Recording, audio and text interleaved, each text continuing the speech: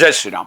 बहुत स्वागत आपका आपके अपने बेहद खास कार्यक्रम में। मैं हूं आपका अपना डॉक्टर राज मिश्रा। विजयादशमी, दशहरा, इस बार बड़ा विचित्र संयोग है। 2 तारीख को विजयादशमी है और ये दिन वो दिन है जिस दिन अच्छाई बुराई पर हावी होती है। हम बुराई का स्वरूप रावण को मानते हुए और उसका दहन करते हैं। ये मैं सत्य कह रहा हूं। खैर, अगर आज की परिस्थितियों में देखा जाए तो समाज में बहुत रावण हैं जिनको दहन की आवश्यकता है। मैं खैर इस बार के संयोग को लेकर के बात करूंगा, क्या लाभप्रद है उसको लेकर के बात करूंगा।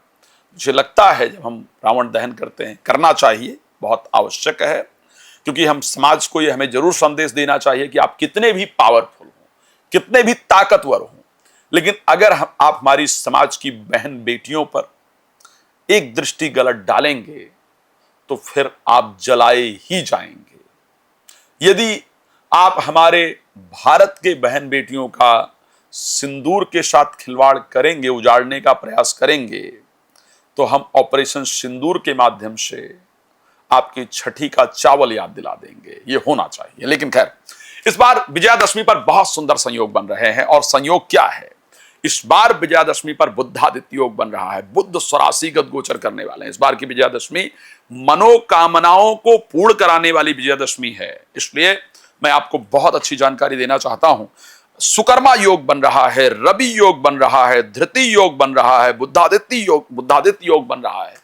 इतने सारे योग विजयादशमी पर बन रहे हैं। तो ये विजयादशमी जीवन को बहुत प्रसन्नता देने वाली और जीवन को बहुत लाभ प्रदान करने वाली होगी। हमारी कामनाओं को पूर्ण कराने वाली होगी। देखिए, भगवान राम ने रावण पर विजय को प्राप्त किया, रावण को परास्त किया। रावण परम विद्वान था, रावण परम ज्ञानी था। फर्क क्या था? आप सोचिए, रावण में और राम में फर्क क्या था? क्या ऐसा था जो दोनों के अंदर बहुत फर्क था? विद्वता में भगवान राम से कम रावण नहीं था, इसको ध्यान रखिएगा। एक बड़ी सुंदर चर्चा आती है कि जब रावण पर विजय प्राप्त किया और भगवान राम एक शिला पर बैठे हुए थे, मंदोदरी पीछे से आती है। भगवान राम ने जैसे ही पीछे से मंदोदरी आ रही हैं और भगवान राम ने जब पायल की आवाज सुनी तो उन्होंने कहा, आओ मां, आप कौन हो? तो मंदोदरी ने कहा कि मुझे लगा था कि मुझे उस व्यक्ति को देखना है जिसमें मेरा पति, जो कि चलत दशानन डोलत अवनी, जिसके चलने से धरती हिलती थी, उसको मारा। आखिर क्या खास था उसके अंदर? तो आज मुझे पता चला, एक मेरा पति था जो पराई स्त्री पर अपनी नजर रखता था, उसको हरण करके लाया, और एक राम है जो बिना देखे किसी स्त्री को मां का दर्जा देते हैं। यही डिफरेंस था रावण और राम के अंदर, और यह सत्यता है। खैर, बहुत विषय है, मैं उतने ज्ञान में नहीं जाऊंगा, नहीं तो आप लोग बोर हो जाएंगे, वीडियो को देख नहीं पाएंगे। ज्ञान के लिए मेरी कथाएं होती हैं। यदि आप भी चाहते हैं अपने क्षेत्र में श्री राम कथा कराना, श्रीमद् भागवत कथा या श्री महापुराण कथा कराना मेरे द्वारा, तो आप उसके लिए मेरे साथ संपर्क कर सकते हैं, आयोजित करा सकते हैं। किस टाइम पर? विजयादशमी वो दिवस है जिस दिन अपनी नकारात्मक, जो हमारे अंदर जो नकारात्मकता है, काम क्रोध मद लोभ, भगवान राम ने सुंदरकांड के अंदर कहा है कि काम क्रोध मद लोभ सब नाथ नरक के पंथ, और सब परिहरि रघुवीर ही भजो भजई जय संत। इस संसार में कामना का ज्यादा बढ़ जाना, क्रोध का ज्यादा बढ़ जाना, मोह का ज्यादा बढ़ जाना, जो इस संसार में प्राप्त होना है, मुझे उसके लिए कर्म पूरा करना चाहिए और वो मुझे प्राप्त होगा ही होगा। मैं अगर कर्म करूंगा, मैं दोबारा इस विषय को कह रहा हूं, मैं कर्म के अगेंस्ट नहीं हूं, कर्म जरूर करना चाहिए। और अगर आप अपने कर्म को अच्छी तरीके से करेंगे, अपनी मेहनत को अच्छी तरीके से करेंगे, कोई एक बार में सफल नहीं होता। जैसा कि बच्चा भी 4 बार, मतलब साल भर उठता गिरता है तब जाकर के चलना सीखता है ना। और हम लोग चाहते हैं कि पहली बार में ही कामयाबी हमारे चरण चूम ले, ये कहां पॉसिबल है। तो अगर आप कर्म करेंगे तो बहुत कुछ सीखेंगे और एक दिन सफलता जरूर प्राप्त होगी। विजयादशमी एक इस प्रकार का दिवस है जो हमारे इन नकारात्मक चीजों को निकाल करके हमारे लिए सही क्या है, हमारे लिए गलत क्या है, हमें करना क्या है और क्या नहीं करना है, इसकी जानकारी प्रदान करता है। सबसे पहली चीज विजयादशमी को आपको क्या करने की आवश्यकता है। एक तो विजयादशमी में आयुध पूजा, शमी पूजन इत्यादि होता है, शमी का पूजन होता है, आयुध पूजन होता है, और एक जिसको नीलकंठ पक्षी कहते हैं, कटनास जिसको कहा जा सकता है, उसका अगर दर्शन हो जाए तो बहुत सुंदर माना जाता है। आयुध पूजन इत्यादि का समय विजयादशमी को क्या है? आयुध पूजन का समय वृश्चिक लग्न के अंतर्गत इस बार रहेगा, जो कि 9:45 से लेकर के दोपहर को 12:04 के मध्य में रहेगा। इस समय पर हमें क्या करना चाहिए जिससे हमें फायदा हो? देखो, एक बात आपको बता दूं, विजयादशमी एक ऐसा दिवस है जिस दिन घर के वास्तु दोष इत्यादि को दूर किया जा सकता है, नकारात्मकता को दूर किया जा सकता है, अपनी 10 इंद्रियां, 5 ज्ञान इंद्रियां और 5 कर्म इंद्रियां, इन सबको एक साथ संयोजित किया जा सकता है, कंट्रोल किया जा सकता है, घर के तनाव इत्यादि को दूर किया जा सकता है। क्या करना चाहिए इस दिन, विजयादशमी के दिन?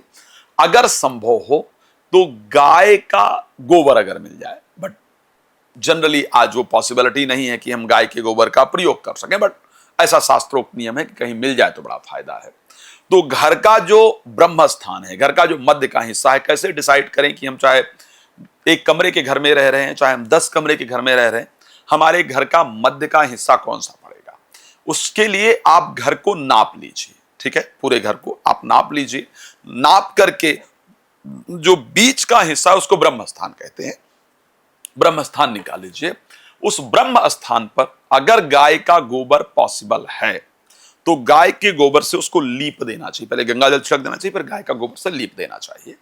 अगर गाय का गोबर पॉसिबल नहीं है तो ऐसे परिस्थिति के अंतर्गत गंगा जल का छिड़काव श्रद्धा से कर देना चाहिए, साफ कर देना चाहिए, साफ कपड़े से, पोछा वगैरह से नहीं, साफ कपड़े से उस स्थान को साफ करना चाहिए।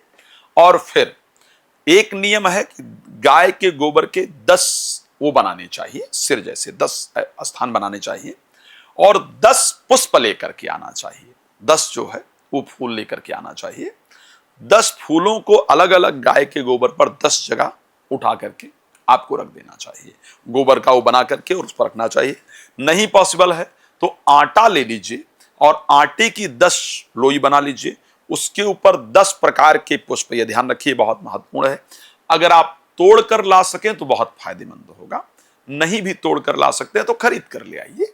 10 पुष्पों को ला करके और वहां पर रख दीजिए, और उसके साथ वहां पर अपने आयुध इत्यादि का जो पूजन है वो ब्रह्म स्थान पर रख करके आपको उसकी पूजा करना चाहिए।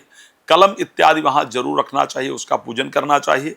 और अगर संभव हो तो वहां बैठ करके श्री रामचरितमानस के बाल कांड का दोहा नंबर 185 से 186, जहां पर भगवान विष्णु की स्तुति की गई है माता पृथ्वी के द्वारा।